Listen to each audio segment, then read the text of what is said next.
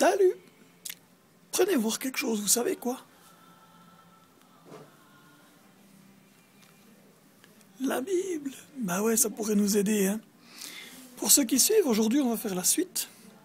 Et je vous demande de vous retrouver dans 1 Jean, le chapitre 3 et le verset 11.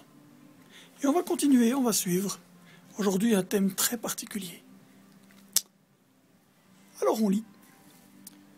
Car ce qui vous a été annoncé et ce que vous avez entendu dès le commencement, c'est que nous devons nous aimer les uns les autres. Et ne pas ressembler à Caïn qui était du malin et qui a tué son frère. Et pourquoi le tua-t-il? Parce que ses œuvres étaient mauvaises et que celles de son frère étaient justes. Sentiment de jalousie. Mais ça peut mener loin, la jalousie. Faudrait peut-être que je veille à ce genre de truc, non?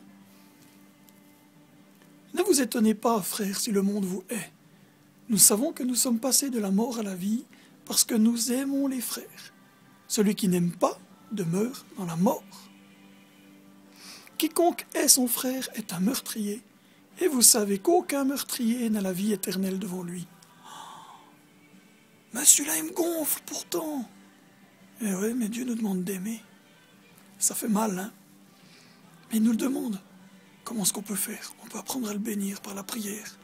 On peut apprendre à le bénir en osant avouer que c'est dur, en demandant l'aide de Dieu. Pour que Dieu nous donne l'amour pour cette personne. Vous serez surpris si vous êtes sincère de voir à quel point Dieu il le fait. Nous avons connu l'amour en ce qu'il a donné sa vie pour nous, Jésus. Nous aussi, nous devons donner notre vie pour les frères. Si quelqu'un possède les biens du monde et que, voyant son frère dans le besoin, il lui ferme ses entrailles, comment l'amour de Dieu demeure-t-il en lui? Facile de dire à l'autre, « Ah, tu souffres, tu crèves la dalle. Pas de problème, je vais prier pour toi. » Il y a un autre passage dans la Bible où il dit, « Quand vous avez nourri les plus petits d'entre vous, c'est moi que vous avez nourri.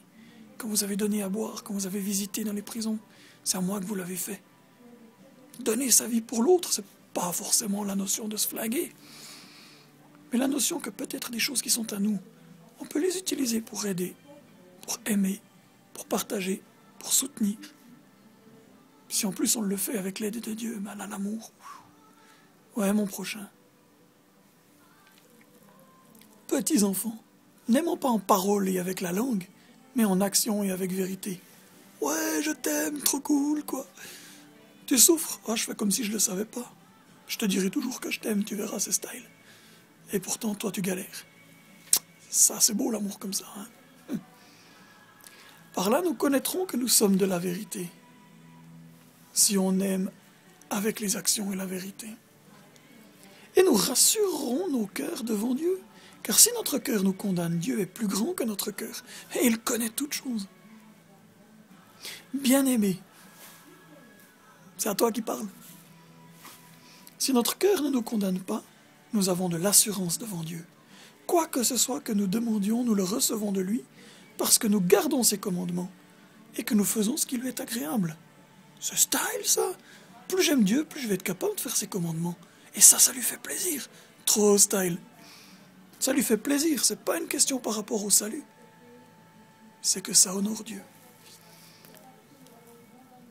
C'est ici son commandement. Et que nous croyions au nom de son Fils Jésus-Christ et que nous nous aimions les uns les autres selon le commandement qu'il nous a donné.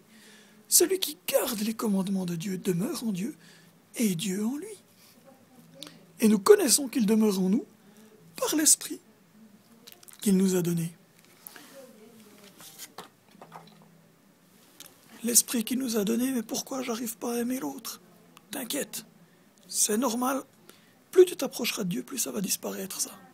Et tu verras que tu vas tout d'un coup être capable d'aimer ton ennemi. Ça peut prendre du temps, assure-toi. Mais choisis quelle est la voie que tu veux suivre. T'aimes Dieu? Demande-lui son amour.